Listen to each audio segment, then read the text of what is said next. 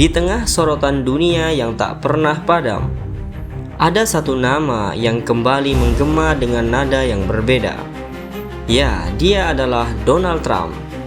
Sosok yang selama ini dikenal penuh percaya diri, kontroversial, dan tak pernah ragu mengklaim peran besarnya di panggung global, kini justru dihadapkan pada kenyataan yang tak sesuai harapannya. Ia pernah menyebut dirinya sebagai pembawa damai. Dari perundingan di Timur Tengah hingga pendekatan keras terhadap negara-negara yang dianggap lawan, Trump kerap menegaskan bahwa strateginya adalah kunci terciptanya stabilitas dunia. Bahkan, dalam beberapa kesempatan, ia secara terbuka menyindir mengapa dirinya tak pernah benar-benar diakui sebagai tokoh perdamaian dunia. Namun realitas berbicara lain.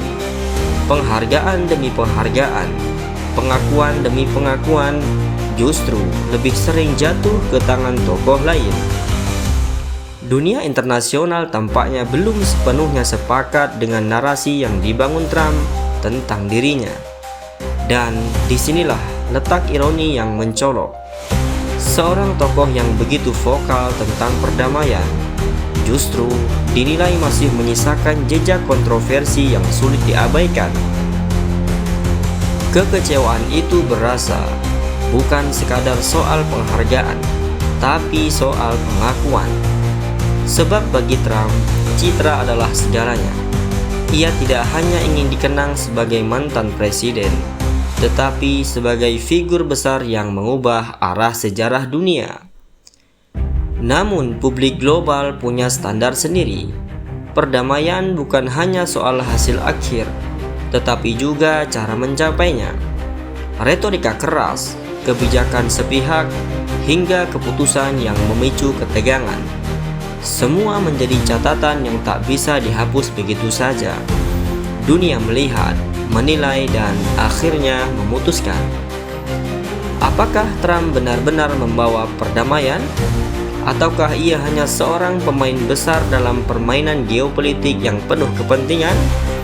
Pertanyaan itu masih menggantung.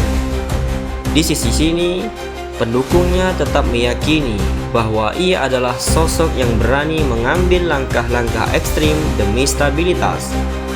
Namun di sisi lain, kritik terus berdatangan, menyebut bahwa apa yang dilakukan Trump lebih sering memperkeruh daripada meredakan.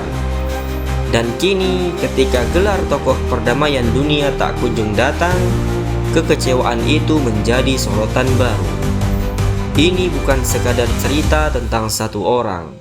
Ini adalah cerminan bagaimana dunia menilai kepemimpinan, bagaimana sejarah akan mencatat, dan bagaimana sebuah klaim besar harus diuji oleh realitas. Karena pada akhirnya, gelar bukanlah sesuatu yang bisa diminta, tetapi ia harus diberikan. Dan dunia saat ini belum memberikannya. Mohon maaf Pak Trump, Anda belum beruntung.